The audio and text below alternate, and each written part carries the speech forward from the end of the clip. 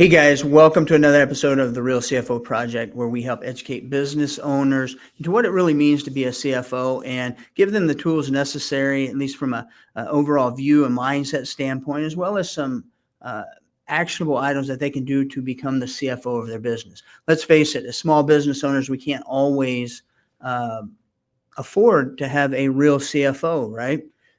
So understanding that mindset and what we need in terms of the different roles within the organization, CFO being one that's very important, so you can help create that mindset to operate in multiple different areas, right? As small business owners, we all know we wear multiple hats. So, but a lot of those different hats require a shift in mindset in order for us to at least excel in those different roles. So today I really want to talk about the CEO versus the CFO role and why you need both. Okay. We're going to go over what it really means to be your own CFO, uh, discuss some of the blind spots that CEOs face without that CFO mindset, and how to shift that mindset from, the CEO to the CFO to bookkeeper to strategist, those sorts of things. It takes that mindset shift, and signs that you might be ready to now take that next step to upgrade that financial leadership and maybe bring on some resources to help you facilitate some of those roles, and simple actions that you can take this month uh, to shift that mindset and really start focusing on those vital pieces of information, right? So, what does it really mean to be your own CFO, right? I mentioned earlier that a lot of small business owners can't afford to have their own CFO, and that's okay.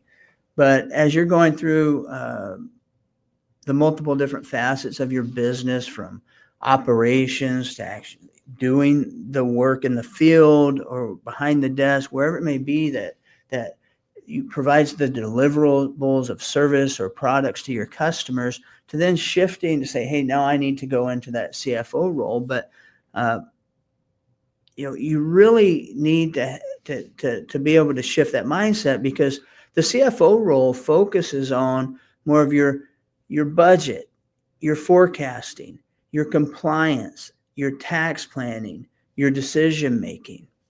Now, the CFO isn't necessarily the one that's sitting behind the desk, loading QuickBooks and categorizing the information, doing sending out invoices and accounts payable. That's not always the case.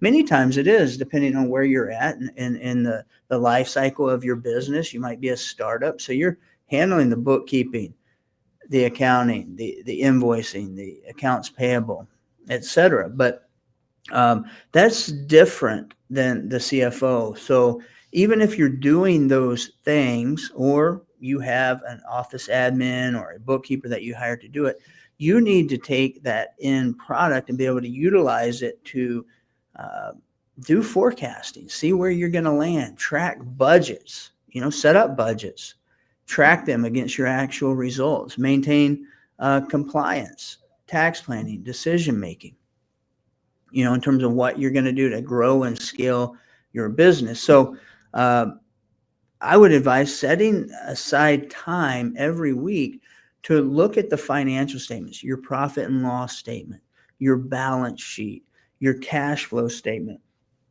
and really understand where that's going. What's it telling you? What's the pulse of the business? What direction are we moving in? What are some obstacles that we have in front of us?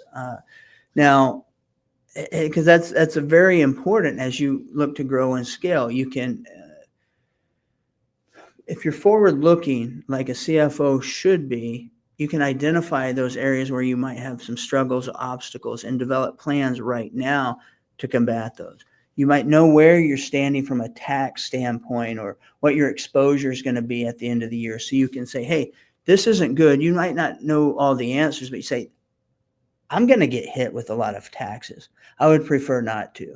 Then you can find solutions to that issue. But if you just wait until the very uh, end when you're ready to file the taxes, that's too late. So review your financials weekly. If you can't do it weekly, at least monthly, to consider all of those things. And there's tools that can help, and we can discuss that later on one-on-one. But um, you know, so that's the CFO. That's a mindset or a role you need to slip into. Most of you, because you went into business for yourself, have a CEO mindset when it comes to overall trajectory of the business. But when it comes to actually doing the work, you might be doing it or directing it, leading your team to get the work done. But as the CEO, you have a macro view of the business. You see your vision out there, and your goal is to align the resources that you have in place to get that done. And many times where we fail is we don't have that CFO position rolled up. One, because you can't afford it. So if you're looking at it from just a macro level and not looking at it from a CFO standpoint, more on the micro, what are the elements? What's the data telling us? What trajectory? What can we expect? You're going to have some blind spots. It might be from cash flow issues, short-term, long-term. Your books aren't going to be complete. So when you need to go financing or get a loan or get investors, there's no financials available to provide to those lenders or potential investors. You don't have a necessary structure for all the data to flow. Like the work's getting done, but how do we invoice? How do we do AP? What's our process in terms of tracking all that data? The CFO kind of identifies that and looks and says, hey, this is the information that I need. Here's how we design the books. Here's how we design our processes and structures. So that's more of a CFO level mindset, where the CFO is big picture, macro. CFO is more on the micro level. So how do you shift that mindset? Well, just like anything, when you want to shift mindset, you have to be intentional about it, right? And it's not going to happen overnight. Most of you aren't in the business of being a CFO. You're not interested so much on focusing on the micro, because that's not your, or at least in terms of the financial operations and forward-looking thought process, that's not your strength. So you need to be intentional about it. You need to be intentional by setting aside hours each week to review that information. Set up meetings monthly. If you have an accountant outside your organization doing it, meet with them monthly to discuss and just brainstorm and brain dump, ask questions, build that knowledge base up. Talk to them if you're not doing the work on your own in terms of the accounting and bookkeeping.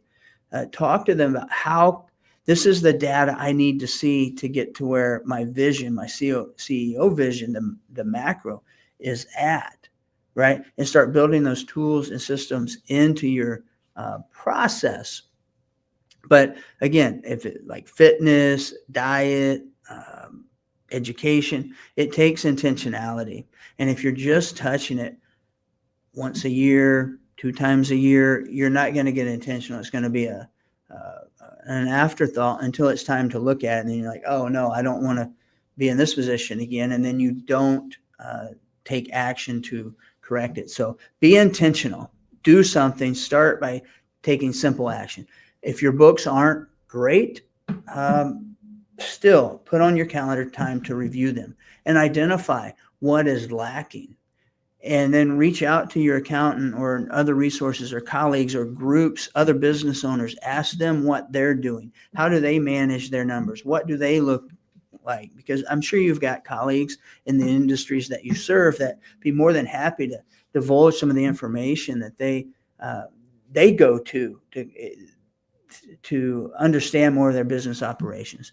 And again, you don't have to spend a lot of money to do that. You don't have to hire a consultant to $5,000-$10,000 to tell you what's right, what's wrong, where it needs to be fixed. You can get a good idea just by interacting with other like-minded business owners, or especially people in your industry. So once you get that mindset that this is something I need to do, and then you start tracking the time that you're investing in it and the data that you're pulling, then you have to look at it and say, what's my uh, cost benefit, right? At what point do I need to bring in someone? Maybe it's not a high level CFO that's paid six figures. Maybe it's just a CPA or an accountant or someone, a mentor that's been in business that has the mindset already established that will meet with you regularly, and you discuss those things. So uh, when it becomes overwhelming and you don't understand all the information that you're getting, but you have an idea of the pathway and the information that you need to get to the macro, that's the time to call in and meet with somebody, start reaching out to folks, asking questions, setting up calls, that sort of thing. And again, it's not going to be an investment of money right up front. You're just having conversations to see what might work for you. And then you can make a decision whether it's a good ROI. But most times it is. And I always tell folks, if you are working with an accountant or advisor or bookkeeper, don't look at it as a cost. If you are, it's going to be a cost. It's going to irritate you. Look at it as an investment. And as such, you should be expecting an ROI, a return on investment from that relationship that you established. So it's very important. Not every CPA, not every tax preparer, not every bookkeeper is the same. Some are more focused on task work. Hey, you give me this, we do this work, and we give it back to you, and you've checked the box and it's done. There's no true value there. You need to find a proactive resource that's going to meet with you regularly, discuss financials, and give you the guidance and information that you need to make decisions and grow and scale your business. So that's very important. So simple actions you can take to end the call. If you don't have financial information, create a system to start capturing that data. Start with QuickBooks or Wave Accounting or something online so you can pull all that data into a bucket. If you spreadsheet, whatever it is, track your cost. Then start reviewing that every week. Set it on your calendar. Maybe it's Friday afternoon before you leave for the day or Monday morning. Kind of look at the numbers from the previous week and see where you're trending. Write down obstacles, challenges that you might have. And then secondly, before maybe you're not ready to reach out to somebody to get help or guidance or find a mentor, start looking on YouTube. How do I start tracking my information from square one? How do I learn about this? How do I educate myself? What should I be looking at in things from my industry? Those are things that you can do that's free. It just takes a little bit of time, but block out time, same time every week, and be intentional about it. As you do that, you'll notice your understanding of the numbers, how it connects with all your other business obstacles down the road.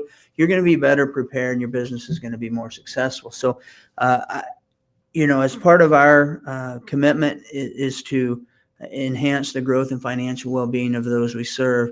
And I include our listeners and folks that see this as those that we're serving. We're trying to give valuable information and insight. We'd be more than happy to have a free consultation. And just if you have questions or don't know how to get started, reach out. It's not going to cost you anything. We'll have that conversation with you, give you 1, 2, 3 things that you can do based on where you're at currently that might enhance that CFO, that micro level mindset that you need to focus on to really grow and scale your business. So again, and to end it's very important to have a CEO. You're going to provide direction and leadership for your team, cast the vision, where we go on looking at the macro. But just like the work needs to be done, the deliverable has to be delivered to the customer, the data also has to be tracked, and you need to focus on that to really, if you want to grow and scale your business, to do so. So it takes a shift in mindset. You can do it, but you have to be intentional about it and take action on it. All right. Hope that helps you guys. Again, our job here, at Kinsler Brown and the Real CFO Projects is to provide guidance so small business owners that can't afford a true CFO or don't have the system and processes in place to focus on their numbers can do so and start acting as the CFO of their business, focusing on the micro and managing the pieces within that system to make sure you're getting the information you need to grow. Till next time. Thanks, guys.